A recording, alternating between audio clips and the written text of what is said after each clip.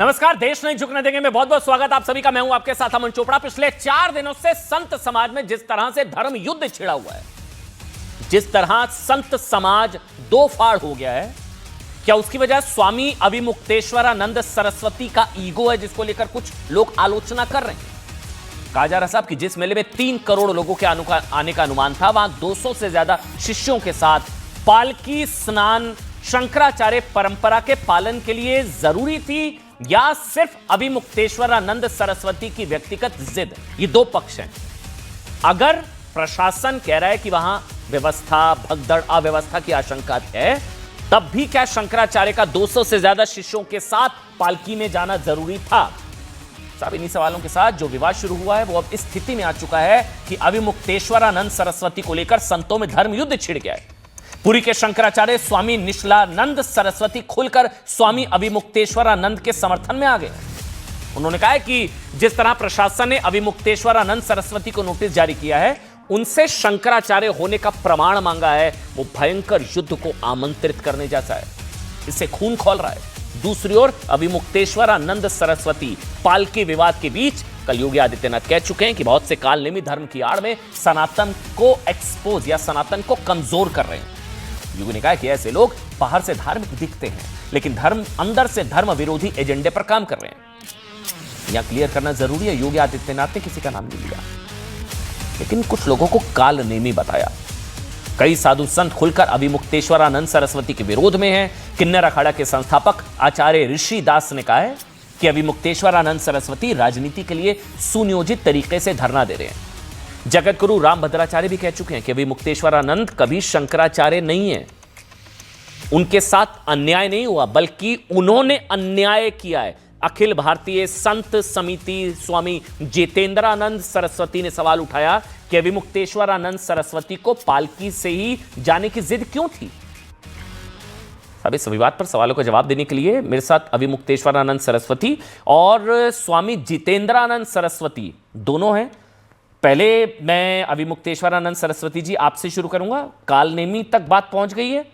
कालनेमी जो योगी आदित्यनाथ ने कहा कि धर्म की आड़ में सनातन को कमजोर करने के लिए कुछ कालनेमी सक्रिय हैं, ये आपकी बात हो रही है क्या? योगी जी आपको कालनेमी कह रहे हैं?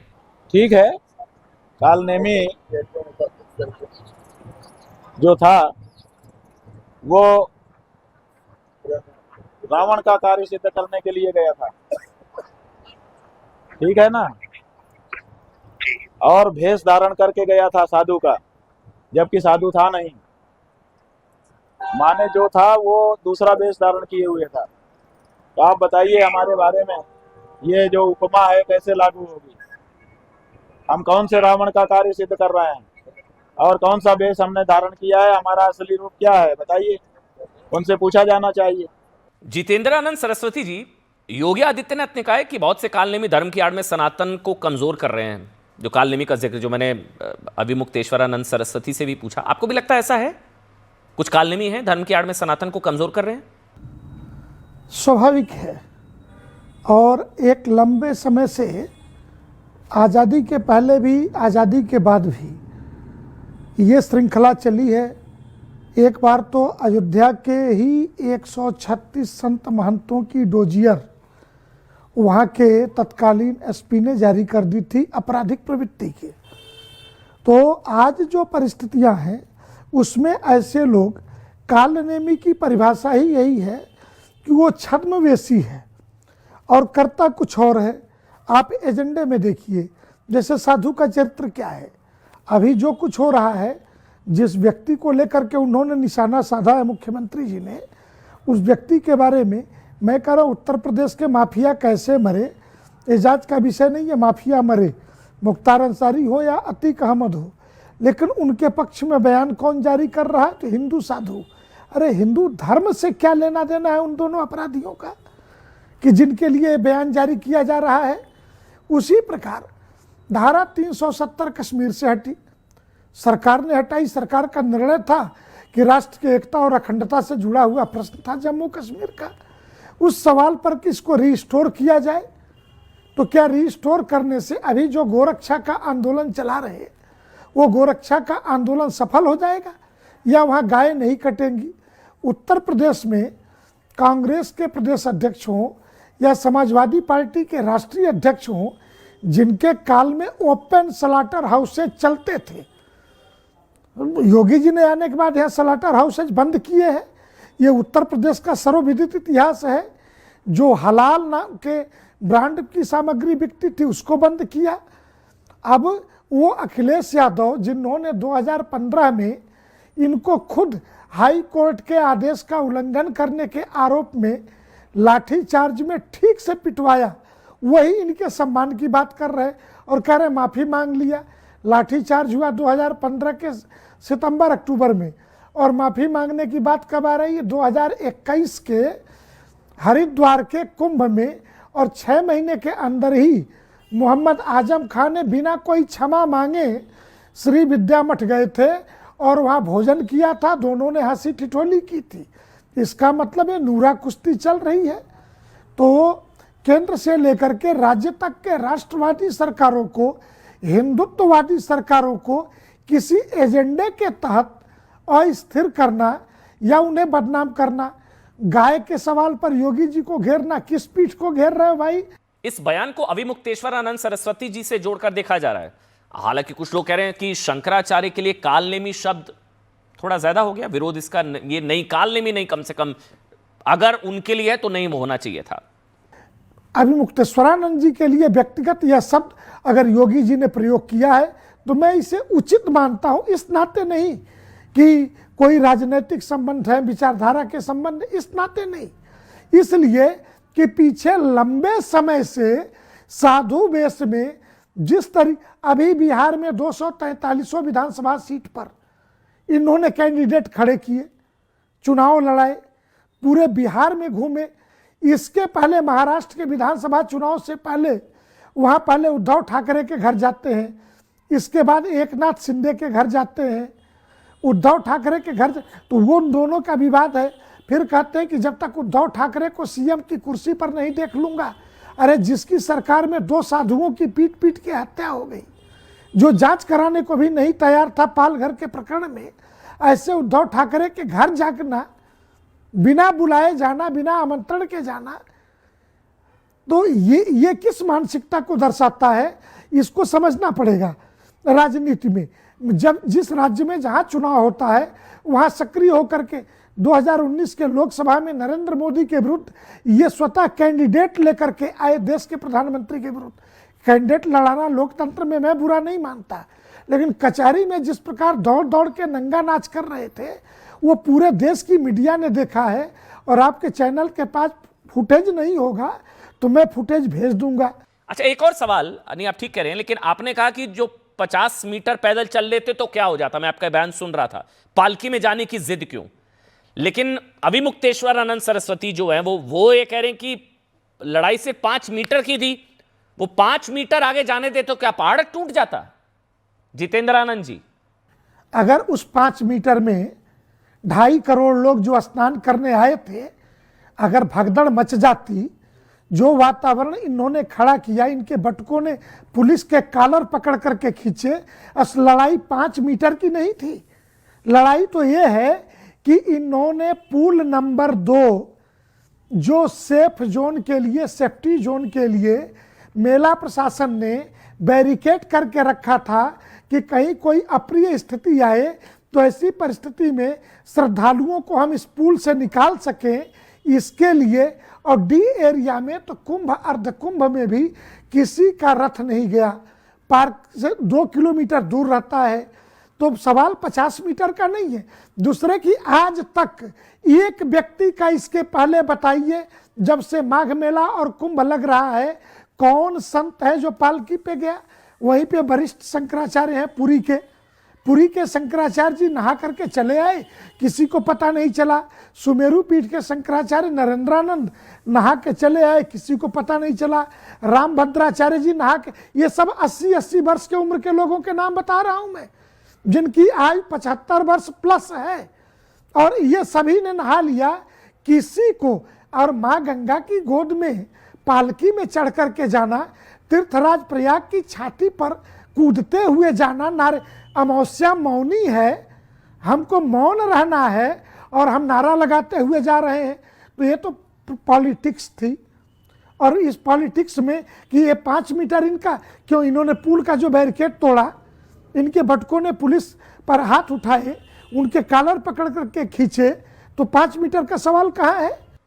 योगी आदित्यनाथ ने कहा है वैसे कि धर्म को आचरण से साबित करने की जरूरत है। क्या आपका आचरण, मैं इस पूछ रहा हूं, क्या आपका आचरण धर्म विरोधी है? जो काल नेमी के संदर्भ में उन्होंने कहा कि धर्म को आचरण से साबित करने की जरूरत है। अभी मुक्तेश्वर आनंद जी, बैरिकेडिंग नंबर 2 तोड़ी गई तो आपका पुलिस अधिकारी ही तो हमको लीड कर रहा था, उसने तोड़ा होगा। माफिया अतीक अहमद की मौत को लेकर जो सवाल उठाया आपने, उसको लेकर भी पूछा जाता है। ढाबों पर नेम प्लेट का विरोध, मुर्शिदाबाद में हिंदू हत्याओं पर ममता, आपके बयान को ममता को कवर फायर के तौर पर देखा गया। राम मंदिर, माफिया अतीक अहमद की मौत पर भी सवाल। अतीक अहमद को लेकर के हमने वक्तव्य दिया था, बिल्कुल दिया था। क्यों दिया था?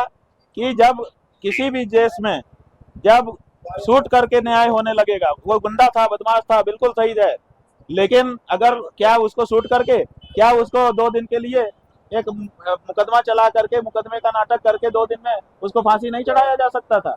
अंग्रेज लोग तो करते थे कि टेबल लगा करके वहीं पे मजिस्ट्रेट को बैठा देते कि 2 मिनट में उनका मुकदमा हो जाता था और फांसी चढ़ा देते थे। आज तक उनके ऊपर उंगली नहीं उठी। लोग कहते हैं कि साहब उन्होंने आदेश किया था, उसके आधार पर फांसी हुई। तो क्या अतीक अहमद को एक अलग कोर्ट बैठा करके 2 दिन में मुकदमा चला करके फांसी नहीं दी जा सकती थी? लेकिन जब शूट आउट करके आप निर्णय करने लगेंगे तो उससे न्याय कमजोर होगा, न्याय व्यवस्था कमजोर होगी कि मजबूत होगी? इसलिए हमने अपनी न्याय व्यवस्था को कमजोर ना होने देने के लिए ये कहा था कि आपके पास दूसरी रेमेडी है। जरूरी नहीं है कि आप किसी को शूट करो, आप उसके ऊपर मुकदमा चलाओ, जल्दी से चला दो, तुरंत बैठा दो, तुरंत गवाही साखी करके निर्णय करके फांसी पे चढ़ा दो। हमने अपनी न्याय व्यवस्था को कमजोर ना होने देने के लिए वो मुकदमा किया था। अतीक अहमद से हमारी रिश्तेदारी नहीं थी, ना है और ना किसी गुंडे से होगी कभी। धारा 370 कश्मीर से हटी, सरकार ने हटाई। सरकार का निर्णय था कि राष्ट्र की एकता और अखंडता से जुड़ा हुआ प्रश्न था जम्मू कश्मीर का। उस सवाल पर कि इसको रिस्टोर किया जाए, तो क्या रिस्टोर करने से अभी जो गोरक्षा का आंदोलन चला रहे, वो गोरक्षा का आंदोलन सफल हो जाएगा या वहाँ गाय नहीं कटेंगी? उत्तर प्रदेश में कांग्रेस के प्रदेश अध्यक्ष हों या समाजवादी पार्टी के राष्ट्रीय अध्यक्ष हों, जिनके काल में ओपन स्लॉटर हाउसेज चलते थे, योगी जी ने आने के बाद यहाँ स्लॉटर हाउसेज बंद किए हैं। ये उत्तर प्रदेश का सर्वविदित इतिहास है। जो हलाल नाम के ब्रांड की सामग्री बिकती थी उसको बंद किया। अब वो अखिलेश यादव, जिन्होंने 2015 में इनको खुद हाई कोर्ट के आदेश का उल्लंघन करने के आरोप में लाठीचार्ज में ठीक से पिटवाया, वही इनके सम्मान की बात कर रहे और कह रहे माफ़ी मांग लिया। लाठीचार्ज हुआ 2015 के सितंबर अक्टूबर में और माफ़ी मांगने की बात कब आ रही है? 2021 के हरिद्वार के कुंभ में, और 6 महीने के अंदर ही मोहम्मद आजम खान ने बिना कोई क्षमा मांगे श्री विद्या मठ गए थे और वहाँ भोजन किया था, दोनों ने हंसी ठिठोली की थी। इसका मतलब है नूरा कुश्ती चल रही है। तो केंद्र से लेकर के राज्य तक के राष्ट्रवादी सरकारों को, हिंदुत्ववादी सरकारों को किसी एजेंडे के तहत अस्थिर करना या उन्हें बदनाम करना। गाय के सवाल पर योगी जी को घेरना, किस पीठ को घेर रहे हो भाई? तो जो गोरक्ष पीठ है, जिस पीठ की स्थापना ही गो की रक्षा के लिए हुई हो, उस पीठ के जो वर्तमान महंत हो, उनको आप इसी मुद्दे पर घेरना चाहते हो, जबकि ये पता है कि यूपी, बिहार, एमपी, राजस्थान सभी राज्यों में गोवध के विरुद्ध कठोर कानून हैं। लेकिन आप कांग्रेस से यहाँ समर्थन ले रहे हो। कांग्रेस से ये क्यों नहीं कहलवाते, उत्तर प्रदेश के कांग्रेस अध्यक्ष, राष्ट्रीय अध्यक्ष अथवा अपने आकाओं से ये क्यों नहीं कहते गोरक्षा के मुद्दे पर कि वो केरल में जो उनका कांग्रेस का जिला अध्यक्ष फेसबुक लाइव करते हुए गाय को काट के कच्चा मांस खा रहा था, उस पर रोक लगाने की बात कभी इनकी जुबान से नहीं निकली है। इसलिए इन चीज़ों का भी संज्ञान, इसलिए छद्मवेश वेश हमारा क्या है, इसकी आड़ में हम किसका एजेंडा सेट कर रहे हैं, ये खतरनाक प्रवृत्ति है। इसे ही कालनेमिज्म कहा जाता है। स्वामी जी, आपको लगता है जितेंद्र आनंद सरस्वती जी कि ये धार्मिक से ज्यादा सियासी लड़ाई बनती जा रही है? अखिलेश यादव कह रहे हैं कि बीजेपी अधर्मी है, और शंकराचार्य के साथ सभी सनातनी हैं।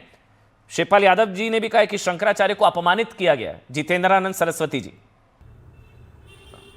अखिलेश जी अपने समय वही शिवपाल यादव, यही अखिलेश यादव, तब ये धर्माचार्य नहीं थे जब इनको लाठियों से पिटवा रहे थे सड़क पर। गुदौलिया चौराहे के लाठीचार्ज की वीडियो फुटेज आप सभी चैनलों के पास उपलब्ध होगी। और गंभीर धाराओं में मुकदमे ला दे दूसरे की। अखिलेश जी तो बेलाग बोलते हैं, अखिलेश जी नेता हैं, मैं एक धर्माचार्य हूँ, राजनीति पे मैं टिप्पणी नहीं कर सकता, लेकिन इतना कहूँगा कि हाँ, अखिलेश जी ये जरूर चाहते हैं कि जिस प्रकार का सम्मान अभी मुक्तेश्वरानंद का उन्होंने अपने मुख्यमंत्री रहते किया, उसी प्रकार का सम्मान योगी आदित्यनाथ जी इनका क्यों नहीं कर रहे हैं खातिरदारी, इसलिए बेचैनी है। और अखिलेश जी ने तो गंभीर धाराओं में मुकदमे ला दे। योगी जी ने ये जानते हुए कि इन्होंने उसके पहले भी योगी जी को क्या क्या नहीं शब्द प्रयोग किया, फिर भी बड़ा हृदय दिखाते हुए योगी कैबिनेट ने अभी मुक्तेश्वरानंद से मुकदमा वापस लिया है। जी नहीं, एक और सवाल ये कि अब तो उन्होंने जगत गुरु पर भी सवाल खड़े कर दिए हैं। रामभद्राचार्य, वो विकलांग सन्यासी कैसे हो सकते हैं? क्या विकलांग सन्यासी नहीं हो सकते? जितेंद्रानंद सरस्वती जी, इनके गुरु जी, इनके गुरु स्वामी स्वरूपानंद जी जीवन के अंतिम 20 वर्षों में पैरों पर खड़े नहीं हो पाए, तो वो विकलांग की श्रेणी में आएंगे कि नहीं आएंगे, ये इन्हीं को बताना चाहिए। स्वामी स्वरूपानंद जी व्हील चेयर पर ही चलाए गए और ये तो प्रज्ञा चक्षु हैं। भगवान ने प्रज्ञा चक्षु अगर बनाया तो उतना ज्ञान दिया कि श्री राम जन्मभूमि के कोर्ट केस में बतौर गवाह इन्होंने राम जन्मभूमि को प्रमाणित किया। और अगर दिव्यांग के शास्त्रों में जगत गुरु बनने की मान्यता नहीं, तो उपनिषदों में और हमारे अरण्यकों में अष्टावक्र ऋषि कौन है जो 8 जगह से जिनके अंग टेढ़े हैं? तो इसलिए व्यक्ति विशेष पर उसके दिव्यांगता पर आक्षेप करना, एक बड़ी उम्र के धर्माचार्य पर आक्षेप करना, अपने गुरु की तरफ भी तो मुड़ करके देख लेते जो जीवन के अंतिम 20 वर्षों में कभी अपने पैरों पे खड़े नहीं हुए। इसलिए ये आक्षेप असहनीय है और इसको मैं मानूंगा अनैतिक शब्द तो इसे नहीं कहूंगा, मैं कहूंगा ये धर्माचार्य की भाषा नहीं हो सकती। इसलिए ऐसे आरोप प्रत्यारोपों से बचना चाहिए, इस तरीके के कुतर्कों से बचना चाहिए। आपके पीछे जो है अखिलेश यादव है, इंडिया अलायंस की पार्टियों का समर्थन है, इसलिए आप एंटी योगी, योगी पर इतने आक्रामक है। आपके पीछे वो अखिलेश यादव और इंडिया अलायंस की पार्टियां हैं। पता नहीं, बहुत सारे लोगों के फोन आए, उसमें अखिलेश जी का भी आया, इसमें क्या दिक्कत है? अखिलेश का ही नाम लेकर के आप लोग कौन सी विशेषता आपको लग रही है? हजारों लोगों के फोन हमारे पास आ रहे हैं, हर व्यक्ति चिंतित है, हर व्यक्ति जो है दुखी है। आप अखिलेश का नाम ले रहे हैं, हम कहते हैं आदित्यनाथ का क्यों नहीं आया, अखिलेश का क्यों आया? आदित्यनाथ का जिम्मा था ना मेला, उनके प्रदेश में ना ये घटना घट रही है, वो ना मेला के इंचार्ज हैं, तो उनको तो सबसे पहले इस बारे में पहल करनी चाहिए थी कि भाई ये क्या हो रहा है, कुछ इसको सुधारो, मामला सही करो। तो वो नहीं कर रहे हैं, उनके बारे में आप लोग नहीं पूछ रहे हैं कि वो कौन कौन नहीं कर रहा है। अभी बिहार में 243 विधानसभा सीट पर इन्होंने कैंडिडेट खड़े किए, चुनाव लड़ाए, पूरे बिहार में घूमे। इसके पहले महाराष्ट्र के विधानसभा चुनाव से पहले वहाँ पहले उद्धव ठाकरे के घर जाते हैं, इसके बाद एकनाथ शिंदे के घर जाते हैं। उद्धव ठाकरे के घर तो वो दोनों का विवाद है, फिर कहते हैं कि जब तक उद्धव ठाकरे को सीएम की कुर्सी पर नहीं देख लूँगा। अरे जिसकी सरकार में 2 साधुओं की पीट पीट के हत्या हो गई, जो जांच कराने को भी नहीं तैयार था पालघर के प्रकरण में, ऐसे उद्धव ठाकरे के घर जाना, बिना बुलाए जाना, बिना आमंत्रण के जाना, तो ये किस मानसिकता को दर्शाता है, इसको समझना पड़ेगा। राजनीति में जब जिस राज्य में जहां चुनाव होता है वहां सक्रिय होकर के 2019 के लोकसभा में नरेंद्र मोदी के विरुद्ध ये स्वतः कैंडिडेट लेकर के आए, देश के प्रधानमंत्री के विरुद्ध कैंडिडेट लड़ाना लोकतंत्र में मैं बुरा नहीं मानता, लेकिन कचहरी में जिस प्रकार दौड़ दौड़ के नंगा नाच कर रहे थे वो पूरे देश की मीडिया ने देखा है, और आपके चैनल के पास फुटेज नहीं होगा तो मैं फुटेज भेज दूंगा। पूरे देश ने उसको देखा है। तो ये वेश धर्माचार्य का हो, हमारा अधिकार राष्ट्र और धर्म पर है। देखिए सचिन जी, हमारी सीमाएं एकदम तय हैं, धर्म और राष्ट्र। धर्म के आधार पर ही धर्म ने हमें ये अनुमति दी है कि हम राष्ट्र की रक्षा करें।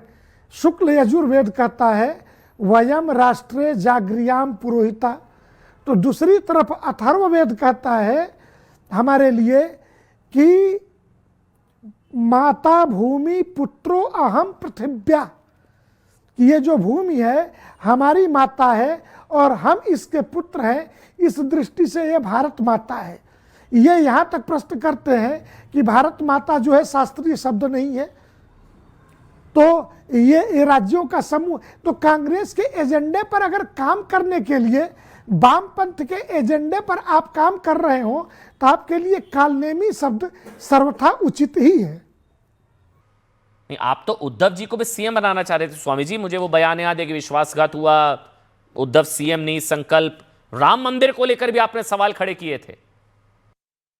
हमने क्या गलत विरोध किया था? अगर गलत मुहूर्त में प्रतिष्ठा की जा रही थी, अधूरे मंदिर में प्रतिष्ठा की जा रही थी जो धर्मशास्त्र के अनुरूप नहीं है, तो एक धर्माचार्य होने के नाते क्या हमारा दायित्व तो नहीं था कि हम ये बात को रखें कि गलत हो रहा है? हम कोई धृतराष्ट्र थोड़े थे कि आंखें हमारी बंद थी कि दुर्योधन जो चाहे करता रहे, हम बोल ना सके। आपने खाना पीना अभी शुरुआत में त्याग दिया था नहीं स्वामी जी? अमावस्या जब तक थी तब तक के लिए अन्न जल त्यागा हुआ था। हमको ये आशा थी कि जब तक अमावस्या है रात को 1 बजे तक, तब तक हमको कोई ना कोई आएंगे, ले चल के स्नान करा देंगे।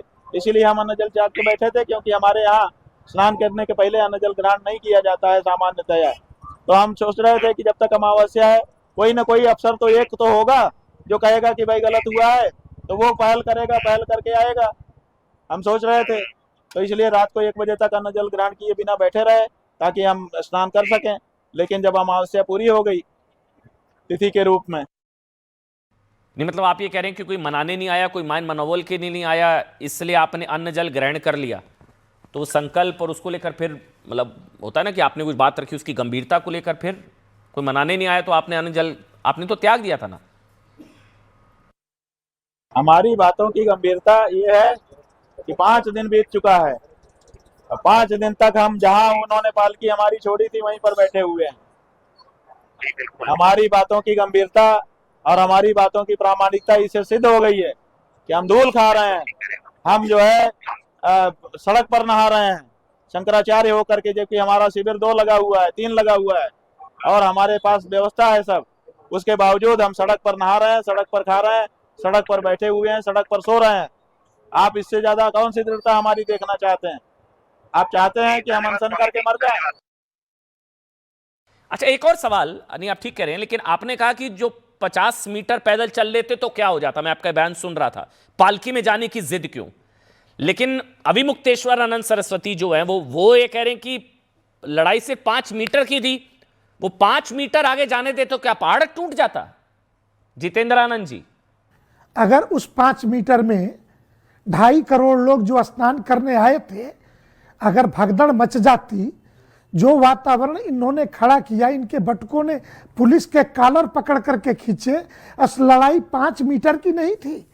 लड़ाई तो ये है कि इन्होंने पुल नंबर 2 जो सेफ जोन के लिए, सेफ्टी जोन के लिए मेला प्रशासन ने बैरिकेड करके रखा था कि कहीं कोई अप्रिय स्थिति आए तो ऐसी परिस्थिति में श्रद्धालुओं को हम इस पुल से निकाल सकें, इसके लिए। और डी एरिया में तो कुंभ अर्ध कुंभ में भी किसी का रथ नहीं गया, पार्क से 2 किलोमीटर दूर रहता है। तो सवाल 50 मीटर का नहीं है। दूसरे की आज तक एक व्यक्ति का इसके पहले बताइए, जब से माघ मेला और कुंभ लग रहा है, कौन संत है जो पालकी पे गया? वहीं पे वरिष्ठ शंकराचार्य हैं पुरी के शंकराचार्य जी नहा करके चले आए, किसी को पता नहीं चला। सुमेरु पीठ के शंकराचार्य नरेंद्रानंद नहा के चले आए, किसी को पता नहीं चला।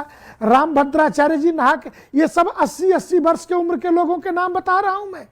जिनकी आयु 75 वर्ष प्लस है, और ये सभी ने नहा लिया। किसी को, और माँ गंगा की गोद में पालकी में चढ़ करके जाना, तीर्थराज प्रयाग की छाती पर कूदते हुए जाना, नारे अमावस्या मौनी है, हमको मौन रहना है और हम नारा लगाते हुए जा रहे हैं। तो ये तो पॉलिटिक्स थी। और इस पॉलिटिक्स में कि ये 5 मीटर इनका, क्यों इन्होंने पुल का जो बैरिकेड तोड़ा, इनके भटकों ने पुलिस पर हाथ उठाए, उनके कॉलर पकड़ करके खींचे, तो 5 मीटर का सवाल कहाँ है? आपके आलोचक स्वामी जी कहते हैं कि धार्मिक वजहों से अब आखिरी बार कब चर्चा में रहे? मतलब विवाद पसंद है आपको, नेम प्लेट को लेकर आप विरोध करते हैं, राम मंदिर को लेकर अतीक अहमद की मौत पर सवाल, धार्मिक वजहों से आप चर्चा में कम रहते हैं, मतलब आपको विवाद पसंद है स्वामी जी, ऐसे आलोचक आपका कहते हैं आपको लेकर। हमारी नहीं है, उनकी है। हमारी क्या, हमारा कौन सा ईगो है? हमारी तो मर्यादा है, मर्यादा के अनुसार उनके कहने से हम उनके आदेश पर नहीं उतर सकते थे, अपनी इच्छा से उतर जाते, बिल्कुल उतर जाते। गंगा जी दिखती तुरंत उतर जाते। जब बड़े जिसके पास हम जा रहे हैं वो दिख जाएगा तो अपने आप हम पादुका और पालकी और छत्र सब छोड़ देंगे। नियम है हमारे यहाँ धर्मशास्त्र का कि जैसे ही पूजनीय पुरुष दिखेगा वैसे ही हम राजोपचार छोड़ करके उसकी शरण में जाएंगे, प्रणाम करेंगे, सिर झुका लेंगे। लेकिन वो मौका ही हमको नहीं दिया गया। आप बताइए कि हमने यहाँ तक कह दिया था बातचीत में कि भाई हम बता दे रहे हैं कि वहां तक हमारा है जाने का, वहां जाने के बाद हम उतर के आगे पैदल जाने वाले हैं। और वो जगह 5 मीटर थी जहां हमको रोका गया था। 5 मीटर के लिए इन लोगों ने 3 घंटे हमको रोके रखा। जो वातावरण इन्होंने खड़ा किया, इनके भटकों ने पुलिस के कॉलर पकड़ करके खींचे, अस लड़ाई 5 मीटर की नहीं थी। लड़ाई तो ये है कि इन्होंने पुल नंबर 2 जो सेफ जोन के लिए, सेफ्टी जोन के लिए मेला प्रशासन ने बैरिकेड करके रखा था कि कहीं कोई अप्रिय स्थिति आए तो ऐसी परिस्थिति में श्रद्धालुओं को हम इस पुल से निकाल सकें, इसके लिए। और डी एरिया में तो कुंभ अर्ध कुंभ में भी किसी का रथ नहीं गया, पार्क से 2 किलोमीटर दूर रहता है। तो सवाल 50 मीटर का नहीं है। दूसरे की आज तक एक व्यक्ति का, इसके पहले बताइए जब से माघ मेला और कुंभ लग रहा है, कौन संत है जो पालकी पे गया? वहीं पे वरिष्ठ शंकराचार्य हैं पुरी के शंकराचार्य जी नहा करके चले आए। मतलब आपने अखिलेश जी को माफ कर दिया ना, क्योंकि अखिलेश जी के शासन में आप पर लाठी चली थी, वो तस्वीरें हमने भी देखी थी, बहुत दुखद तस्वीरें थी जब आप ऐसे करके कह भी रहे थे कि आओ मारो, तो वो आपने अखिलेश जी को माफ कर दिया। अब ये मैं कह सकता हूँ। जब हरिद्वार में कुंभ लगा था तो हरिद्वार के कुंभ में वो आए थे, सार्वजनिक रूप से प्रेस कॉन्फ्रेंस करके उन्होंने कहा था कि मैं क्षमा याचना करने के लिए आया हूँ। और बाद में हमारे पास आकर के त्राईमाम शरणागतम की रट लगाई थी, रिकॉर्डिंग उपलब्ध है। और उसके बाद कहा था मेरे अधिकारियों से गलती हो गई, मुझे क्षमा चाहिए जाए। क्षमा मांग ली थी तो क्षमा कर दिया था, ऐसी क्या बात है? अच्छा, अखिलेश जी राहुल गांधी को माफ कर दिया क्या? राहुल गांधी को लेकर भी आपने एक चिट्ठी लिखी थी कि राहुल गांधी हिंदू विरोधी है और राम मंदिर में इनको एंट्री नहीं मिलनी चाहिए। स्वामी जी, ये आप ही ने कहा था। उन्होंने मनुस्मृति जैसे हमारे महत्वपूर्ण धर्म ग्रंथ का अपमान किया, उसके बारे में गलत बयानी संसद में की, इसलिए उनको हमने हिंदू धर्म से बहिष्कृत घोषित किया हुआ है। और उन्होंने कोई क्षमा याचना नहीं की है, इसलिए उनको क्षमा करने का कोई प्रश्न ही नहीं उत्पन्न हुआ है। एक और बयान जिसको लेकर विवाद है कि आप सर्टिफिकेट देने का भी काम कर रहे हैं, ये भी आलोचक आपके कह रहे हैं कि आप कह रहे हैं योगी संत नहीं है, राम मंदिराचार्य धर्माचार्य नहीं है। फिर वो लोग पलटकर पूछते हैं लेकिन आप शंकराचार्य हैं। सुप्रीम कोर्ट का 2022 का ऑर्डर।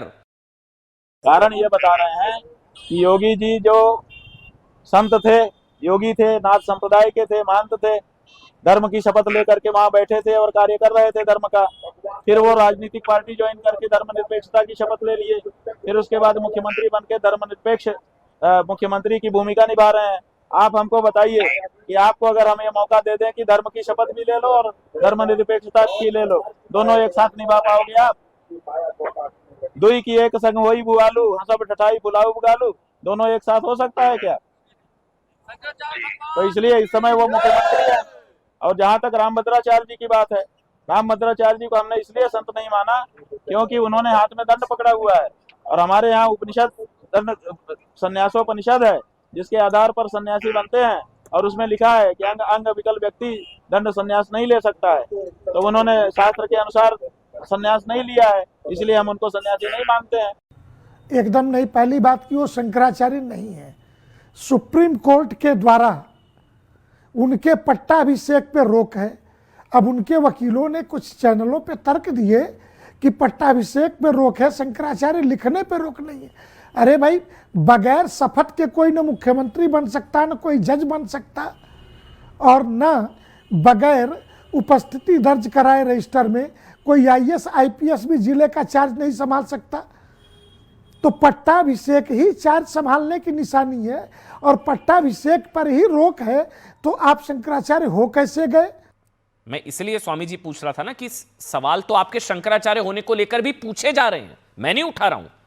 2022 सुप्रीम कोर्ट का फैसला, पट्टाभिषेक पर जो रोक लगाई गई कि जो सोना है, आप कहेंगे कि ये सोना है कि नहीं, हम प्रश्न उठाते हैं। ठीक है, प्रश्न उठा सकते हैं आप, फिर उसको क्या करेंगे? उसको रगड़ा जाएगा, उसको पीटा जाएगा, उसको काटा जाएगा, उसको भट्टी में तपाया जाएगा, ये सब होगा, लेकिन अंत में वो सोना तो सोना ही रहेगा ना, वो लोहा थोड़े हो जाएगा।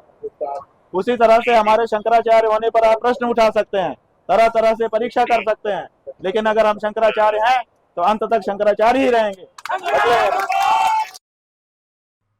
स्वामी जी, फिर वही सवाल, एक आखिरी सवाल है, 50 मीटर चल लेते पैदल, क्या ये पालकी वाली जिद, जैसा जितेंद्रानंद सरस्वती जी भी कह रहे हैं, ये पालकी वाली जिद थी, संगम नोज 50 मीटर पैदल चल लेते, ये हो नहीं सकता था, ये पूरा विवाद ना होता? 5 मीटर अगर हमारी पालकी आगे चली जाती तो कौन सा पहाड़ टूट पड़ता? जहां तक उनकी गाड़ियां खड़ी थी 4-5, और वहां कोई आदमी नहीं था, गाड़ियां आ रही थी, जा रही थी, वहां कोई पब्लिक भी नहीं थी। अगर वहां तक हमारी पालकी चली जाती तो कौन सा पहाड़ टूट पड़ता, बताइए। हमने तो प्रस्ताव रखा था कि वो गाड़ी जहां तक जा रही है, आ रही है, जब खड़ी है वहां तक हमको जाना है, उसके बाद हम पैदल जाएंगे। हमने तो बता दिया था उनको, उसके बाद भी क्यों उन्होंने हमको नहीं आगे बढ़ने दिया? केवल इसलिए कि हम उनका आदेश पालन करें। क्या शंकराचार्य को आदेश देने का अधिकार मिला प्राधिकरण को है? क्या सनातनी जनता इसको स्वीकार करेगी कि हम इन पुलिस अधिकारियों के आदेश का पालन करना शुरू कर दें? और अगर हम ऐसा करेंगे तो क्या हम धर्म की रक्षा कर पाएंगे? मतलब ईगो की लड़ाई की बात हुई ना ये तो स्वामी जी। ईगो की लड़ाई प्रशासन लड़ रहा है, हम नहीं लड़ रहे हैं। हमने बताया था कि हमारी पालकी उस जगह तक जाएगी जहां हमको रोका था, उससे 5 से 7 मीटर की दूरी तक था, और वहां पर गाड़ियां उनकी आ रही थी, जा रही थी, सब रिकॉर्डेड है। और वहां पर 3-4-5 गाड़ियां और पहले से खड़ी भी थी, और वहां पर जनता की कोई भीड़ नहीं थी। हमने कहा था कि हम वहां तक जाएंगे, उसके बाद उतर करके स्नान करने जाएंगे। उसके बाद भी हमको उन्होंने वहां तक नहीं जाने दिया और कहा कि नहीं, यहीं उतरना होगा। तो ये अपमान क्यों किया उन्होंने हमारा?